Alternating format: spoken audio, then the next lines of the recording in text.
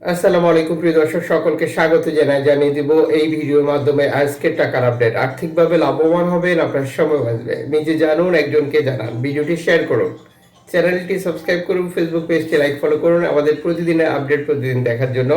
মে মাসের 24 তারিখ foreign কারেন্সির update দেখেই টাকা পাঠানোর সিদ্ধান্ত নেওয়া উচিত প্রতিটি প্রবাসীর, কারণ বহু এক্সচেঞ্জ কোম্পানি টাকা পাঠানোর জন্য রয়েছে নানার মাধ্যম। আমরা যখন সঠিক বিনিময় মূল্য জানবো, তখন আর্থিকভাবে লাভবান হওয়ার সময় বেঁচে যাওয়া 100% বৃদ্ধি পাবে আমাদের।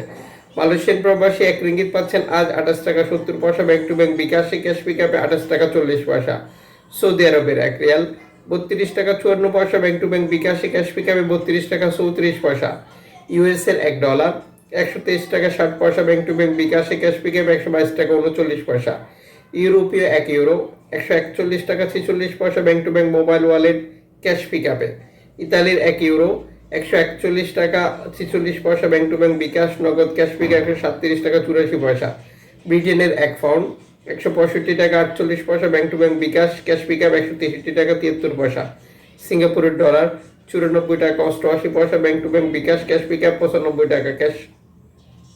অস্ট্রেলিয়ান ডলার 80 টাকা 58 পয়সা bank to bank bKash, cash pickup 78 টাকা। নিউজিল্যান্ড ডলার 72 টাকা 74 পয়সা bank to bank bKash, cash pickup. Canadian dollar 92 টাকা 39 পয়সা bank to bank bKash, cash pickup. UAE সংযুক্ত আরব আমিরাত 33 টাকা 45 পয়সা ব্যাংক টু ব্যাংক বিকাশ। ওমানের রিয়াল 316 টাকা 40 পয়সা bank to bank bKash. Bahraini dinar 326 টাকা bank to bank bKash. Qatari riyal 33 টাকা 75 পয়সা bank to bank bKash. Kuwaiti dinar 401 টাকা 35 পয়সা bank to bank bKash. Switzerland franc 147 টাকা 27 পয়সা ব্যাংক টু ব্যাংক বিকাশ।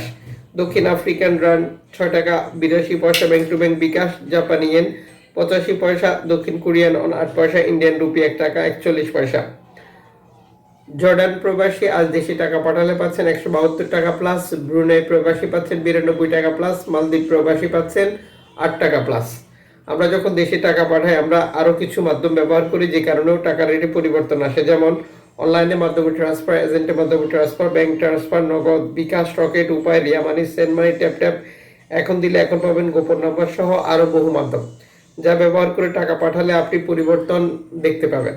অবশ্যই এই বিষয়গুলো আমাদেরকে মাথায় রাখতে হবে, আমরা সর্বোচ্চ রেট পাচ্ছি কিনা। এক্সচেঞ্জ কোম্পানিগুলোতে গেলে আমরা টাকা রেটে কিছু কম বা বেশিও দেখতে পাবো, যেহেতু তাদের বহু এক্সচেঞ্জের শাখা রয়েছে।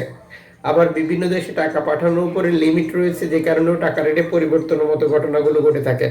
মনে রাখবেন, আপনি যখন বৈধভাবে টাকা পাঠান, তখন সরকার আপনাকে 2.5% প্রণোদনার টাকা দেয়।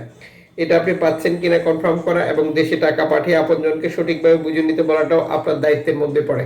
অবশ্যই এই বিষয়গুলো মাথায় রাখা উচিত।